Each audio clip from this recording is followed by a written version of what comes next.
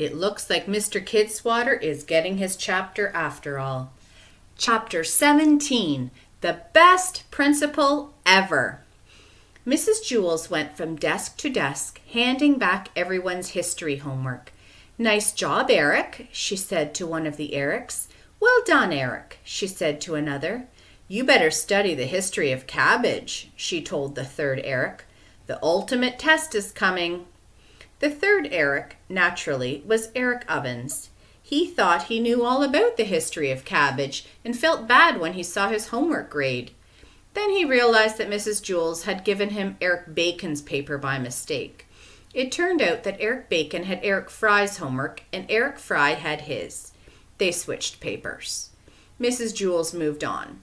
"Nice job, Dee Dee, although your paper smelled somewhat strange." She stopped at Jason's desk and shook her head. "I was very disappointed, Jason." "Sorry," Jason muttered. He could barely hold his head up. "I was up all night reading." "He'll never finish his book, Mrs. Jewls," said Allison. Suddenly, the classroom door swung open and banged against the wall. Everyone turned to see Mr. Kidswatter. "Good morning, children," he said. They stared at him. He had never been inside their classroom before. Mr. Kidswatter loudly cleared his throat. "I said, good morning, children." Mrs. Jewls hurried to the front of the room. She waved her hands like an orchestra conductor. "Good morning, Mr. Kidswatter," the children said in unison. The principal smiled. "What's all this?" he asked, pointing to the 27 plastic containers stacked against the wall. "Toenails," said Paul. "Also fingernails," added Leslie, so the principal wouldn't think the class was weird. "Well, I'm glad to see you're doing important work here," said Mr. Kidswatter. "Would you like to donate a toenail or maybe a fingernail?" asked Mrs. Jewls. Mr. Kidswatter curled his fingers as he examined his nails. "No, I'm still using mine. Anyway, that's not why I'm here. I'm looking for a student to bang the gong on Friday. I figured I'd start at the top and work my way down until I found someone willing to..." Every arm shot up in the air. Calls of "Pick me!" and "Oh, oh!" could be heard from around the room. "Oh," said Mr. Kidswatter, "I guess it won't take as long as I thought." Me, begged Bebe, stretching her arm high. "No, me, urged Dee Dee. It was impossible to know where Mr. Kidswatter was looking.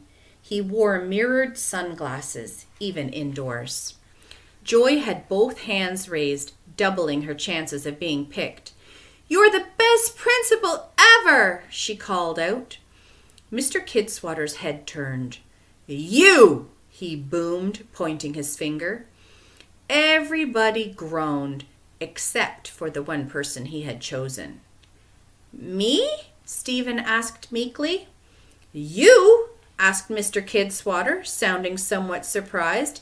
"Yes, you," he declared. "I chose you, didn't I? And I don't make mistakes." He strode towards Stephen, then placed his big hands on both sides of Stephen's desk and leaned over. "Be in my office on Friday at 2 minutes before 3 o'clock, he ordered. "You will get one, and only one, swing of the mallet, so you better not miss. You must hit the very center of the gong at exactly 3 o'clock. Not a second early, not a second late. There are no second chances."